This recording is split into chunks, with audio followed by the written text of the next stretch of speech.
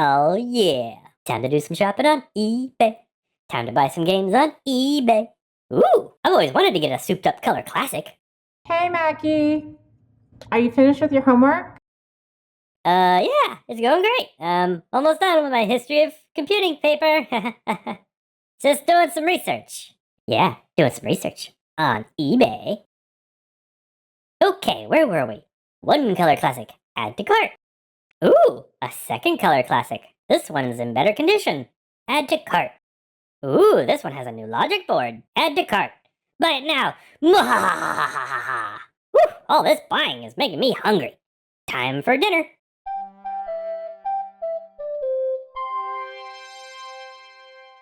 So, welcome to Macintosh Librarian Labs. It looks like Mackie bought 3 color classics on eBay. I think we're gonna have to change your eBay password. Oops. I guess I got a little too carried away there. Whew. Oh, good. She doesn't know about the Macintosh portable I bought yet. So now that we have all these computers in the library, I think these are the perfect candidate for a few upgrades that I had in mind. Ooh, upgrades. What are we gonna do? Well, I was able to snag a board from another computer, the Macintosh LC575, which essentially is pin compatible with the Color Classic, with a few modifications. This upgrades the stock 16 MHz 68030 to a 33 MHz 68040 processor. That's more than double the speed, and it allows us to go past the 10 megabyte memory limit. Some rumors say that you can go up to 132 megabytes. Oh, wow. This is a major upgrade. Is this that Mystic upgrade I heard people talking about? Why do they call it Mystic anyway? Well, the name Mystic is actually the code name inside Apple for the canceled Color Classic 3. Essentially, by adding the LC575 logic board, we're recreating what Apple would have released back in the mid-90s.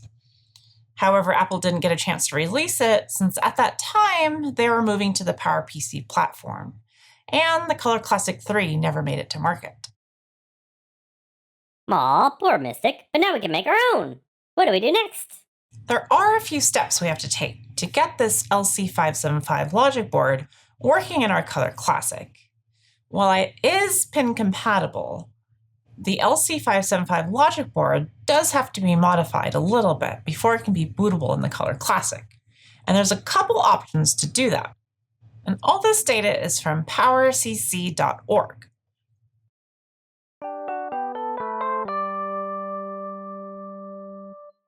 So option 1, or what they call the logic board mod, is essentially changing the way the logic board sees the monitor.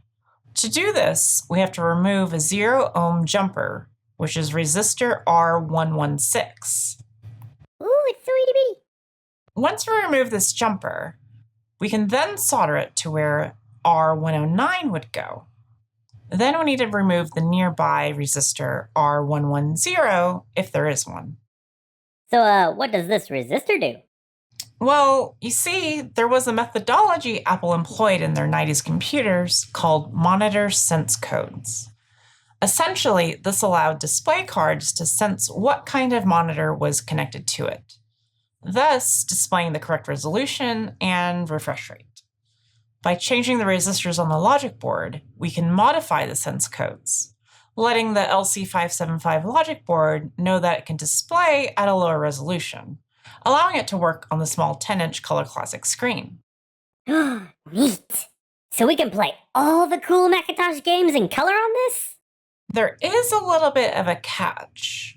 The upgrade method I just discussed for option 1 only lets you use the monitor at its lower native 512 by 384 resolution.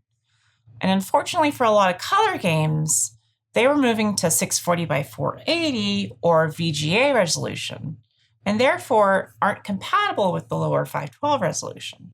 640 by 480, can it even do that? We can modify the analog board of the Color Classic to run the screen at a higher resolution. So let's take this computer over to the soldering station where we can get a closer look.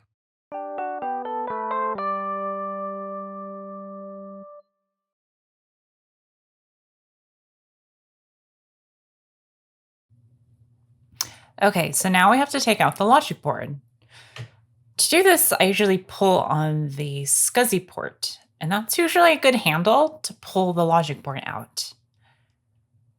So now I'm using my T15 screwdriver to unscrew the 4 screws that hold the back of the chassis to the front case of the Color Classic. So now I'm using a screwdriver connected to an alligator clip to ground in order to discharge the Color Classic and to remove the anode cap from the CRT itself. Okay, so now I'm using an X-Acto knife to cut away at the adhesive that holds the CRT neck board from the CRT neck. Be very, very, very careful removing the board from the back of the neck. And it's very delicate because right now, any sharp angle or too much force on the neck will cause it to snap. And your CRT will release the vacuum and then it won't work anymore. So you want to be very, very careful removing the board from the neck.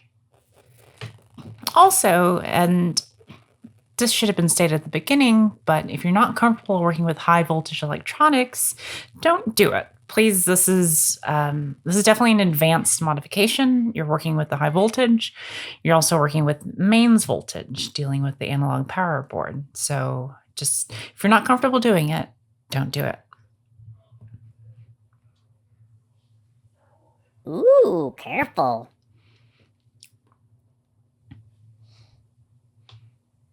So once the adhesive was free, I was able to slowly wiggle the neck board out from the neck of the CRT, and I was able to disconnect it. Again, be very careful removing this board. And once I cleared out all the wires from the analog board, I was able to slide out the analog board.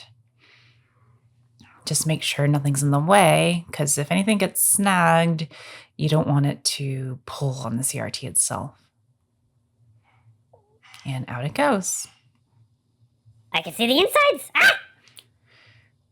Now I carefully took my Color Classic and put it on another table. Don't touch the back of the CRT because you can easily break the neck of the CRT and you'll end up needing a new CRT if you break the neck. So now I'm taking off the RF shield that's on the bottom of the analog board. There's a taped microphone wire on the bottom of the RF shield, so be careful and don't just yank it off. Make sure you get that tape off first. And now I flip the board over to work on it. So first we need to increase the voltage of the transformer on the analog board. And this is increasing the voltage from 60 volts to 60.8 volts. To do this, I'm isolating pin 8 of the transformer, and this is next to pin 7, which is labeled on the analog board. After scoring the analog board with an X-Acto knife, I wasn't getting anywhere trying to separate pin 8. So I pulled out a Dremel and a really, really tiny bit. That's kind of like a dentist's scoring bit. Although I wouldn't use it in your mouth. So what I'm doing here is trying to cut the pad away to isolate pin 8. Oh, wow, that's intense. And try not to put too much pressure on the analog board with the Dremel because you can accidentally cut too much and cut a little through the analog board. So don't go too far, just make sure you cut the copper pad. And once you make the cut, use some solder mask to cover up the bare copper that you exposed while cutting.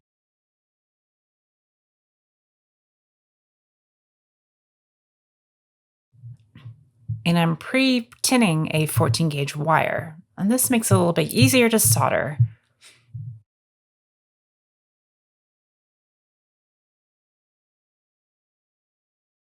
And be sure to use an insulated wire when doing this work. You don't want anything to short on the bottom of the analog board. And I'm going to use my multimeter to do a quick connectivity test, just to make sure that pin 8 is isolated, and just to make sure there's no accidental shorts.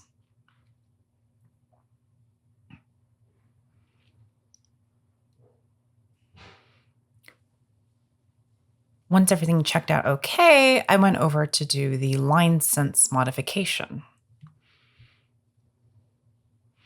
So we're essentially modifying the line sense code based on the instructions from powercc.org. We have to remove the jumper resistor from J78, if you have one. Mine didn't, so I didn't have to do that. So I had to isolate pin 20. And to do this, I didn't want to use a Dremel because that would have been a little destructive. So I used an X-Acto knife to cut the trace of pin 20. Additionally, we need to isolate pin 25. And to do this, we have to cut the trace above and below pin 25. This will allow it to be separated from the traces on the board. To do this, I use the X-Acto knife again and carefully made cuts. You want to be very careful because you don't want to accidentally cut the wrong trace. And then I ended up using my multimeter to test to see if I actually isolated pin 25. The last step in our line sense modification is to jumper a wire or to solder a jumper wire between 20 and 24. You definitely want to be using a smaller gauge wire since these pins are really close together. And I would pre-tin the wire and use flux just to make your life a little bit easier.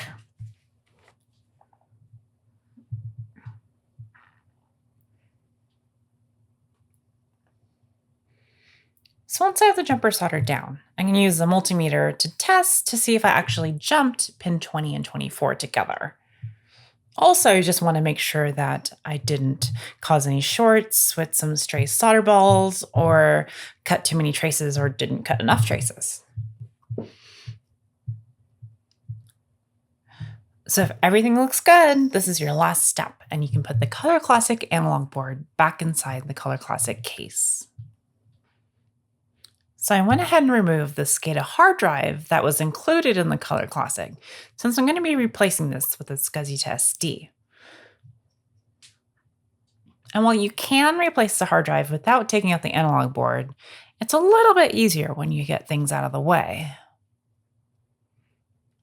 Ooh, careful. So when reinstalling the analog board, be very careful that everything is lined up in the slots in the tray so that everything lines up properly on the front edge connector. You don't want to break the edge connectors because that will just be a big pain trying to repair it. You also want to make sure that none of the wires are accidentally touching the neck of the CRT. Again, like I said before, it's very delicate.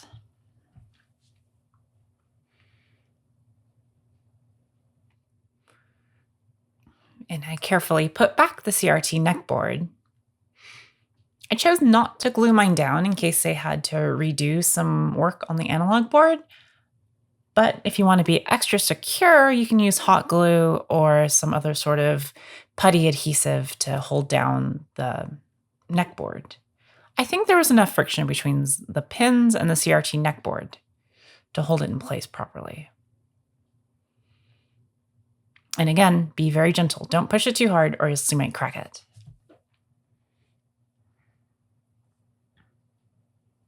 And then you finally reconnect all the wires that you disconnected in the first part, such as the degaussing cable, the microphone cable, and the ground cable. And all these instructions are in the Color Classic repair manual that's linked in the description. And also on Bruce Rain's video of Branca's Creations. So make sure you check out his video where he goes into detail on how to make this modification. Neato.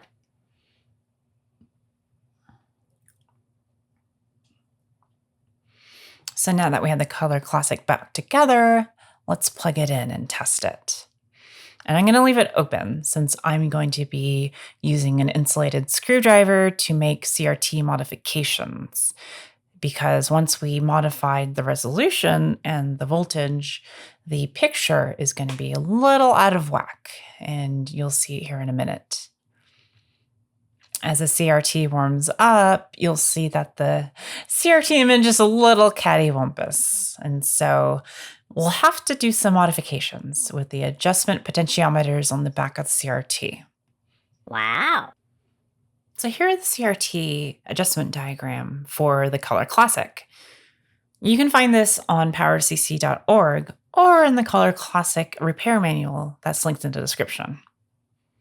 You'll need to do this after making this voltage mod because the picture will be messed up. So make sure you have the right CRT adjustment tools handy. And also, this probably goes without saying, but this is very dangerous. I'm working on the CRT while it's live, and if my hand slips or I hit the wrong thing, it wouldn't be good for me. So if you're not comfortable working in high voltage CRTs, don't do it. And also on powercc.org is a monitor adjustment program that I can run on my Color Classic. And it shows various different patterns like grids and shades of gray so that I can adjust my CRT and make sure that the geometry is set correctly with the adjustment knobs.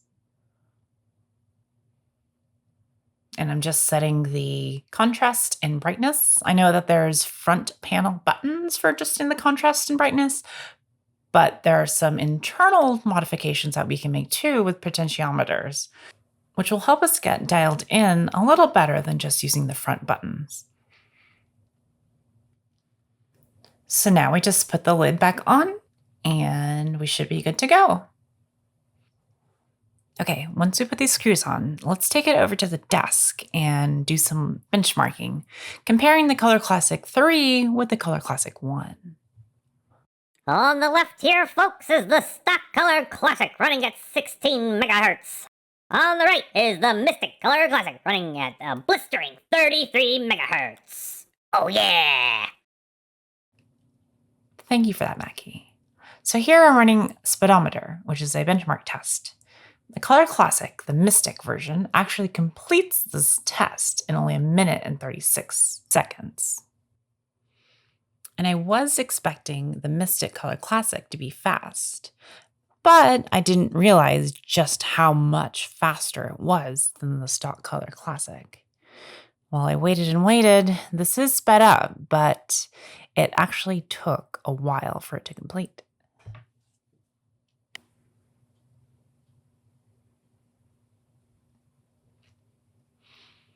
And it's done at 6 minutes and 1 second. And here are the benchmark scores. The CPU is about 4.8 times faster on the Color Classic 3, coming in at 1.15 benchmark score. The graphics also coming in at about almost 7.5 times faster. And I would ignore the math part since there's an FPU on the Color Classic 3. All thanks to the Motorola 68040 RC, which allows us to play cool games like Chex Quest. Ooh, Chex Quest! I got that in a cereal box one time. So now we have a fancy schmancy Color Classic 3 or Mystic Color Classic running at a beautiful 640 by 480.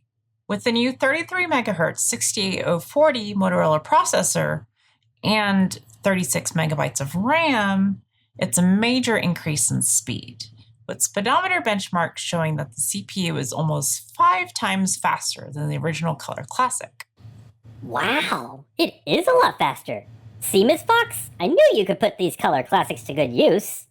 And here we have Indiana Jones Journey into Atlantis running at a beautiful 640 by 480. It is able to run on a low resolution screen, but it compresses the graphics. So running it at 640 by 480 actually gives us the full resolution.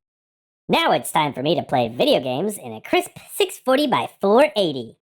You can play it just right after this episode. Da da da da da da da da. Whoopsh. Well, thanks for tuning into this episode of Macintosh Librarian Labs. I hope you enjoyed our little adventure into Color Classic modding, even though Maccy did go a little overboard on eBay. Mwahahaha. We hope to see you in the next video for more Macintosh fun. See you soon! Goodbye, everyone. See you next time. Bye!